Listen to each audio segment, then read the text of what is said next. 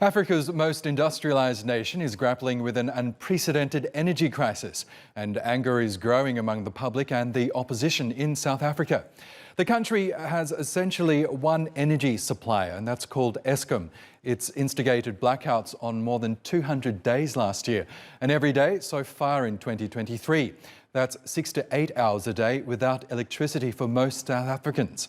Eskom's doing that to protect its ageing grid from collapse. Its generators are breaking down, power stations are unreliable and prone to faults. It needs major repair and overhaul, but the company is in $23 billion of debt and has had 11 CEOs in as many years. Its solution? Raising electricity tariffs by an inflation-beating 18.65% and shifting a chunk of debt onto the state. Even so, it predicts 2 more years of blackouts. The opposition says that's unconstitutional. It's trying to stop the price hikes, and so is President Cyril Ramaphosa with appeals to the board. The prognosis isn't good, though. Thousands of businesses could close as the energy crisis threatens industry and agriculture. And there's a good chance South Africa could slip into recession this year.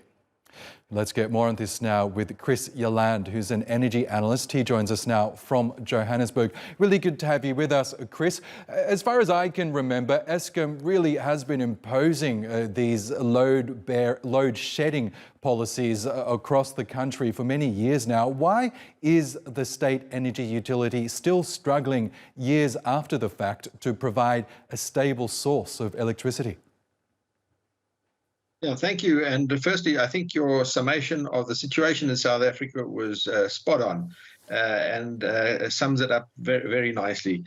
We've been having intermittent, what we call load shedding, what other people might call rolling blackouts across the country or rolling power cuts across the country since 2008.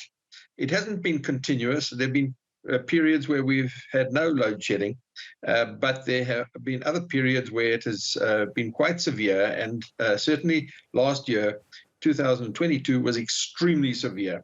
As you say, more than 200 days of power cuts, and this year, every single day this year. So the reasons for this are long and complex. It's to do with poor policy, poor regulation, poor planning, and poor execution of new projects.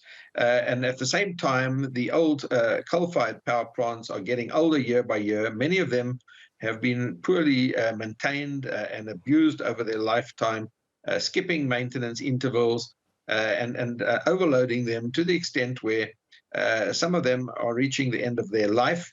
Spares are hard to come by. Money is very tight at the utility due to financial constraints, and this has caused the poor maintenance and really a perfect storm coming together at this time with new generation capacity that should have been coming on stream being delayed and the existing plant performing very poorly.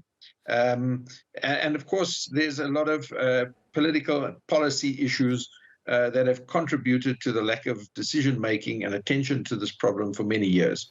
And this is happening in a country that is considered Africa's most industrialised. It certainly has one of the biggest economies on the continent. So what's the solution to this? Some analysts have suggested perhaps privatising Eskom, getting in a private business to perhaps run the utility so that it can actually provide a stable source of electricity. Is that the solution here?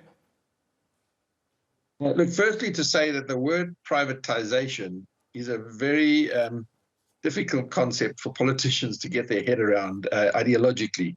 And I prefer to use the terminology increasing the public participation in the business of Eskom. And by that, I mean unbundling Eskom, listing the unbundled entities on stock exchanges to raise capital, reduce debt, introduce more accountability and transparency, introduce new skills and technology partners, global technology partners that can turn this utility around into a modern structure and more accountability, more transparency and better management. But of course, this is not a short-term solution, and we need short-term solutions right now to deal with this. And So in looking at this, there are, of course, short-term, medium-term, and long-term solutions.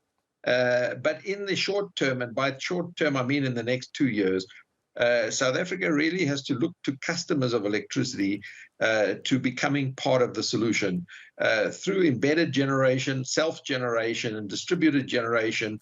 And the quickest, technologies that can be brought to bear on this are solar PV installations, wind installations, battery energy storage, and a certain amount of gas to power to help with the variability of the renewable energy.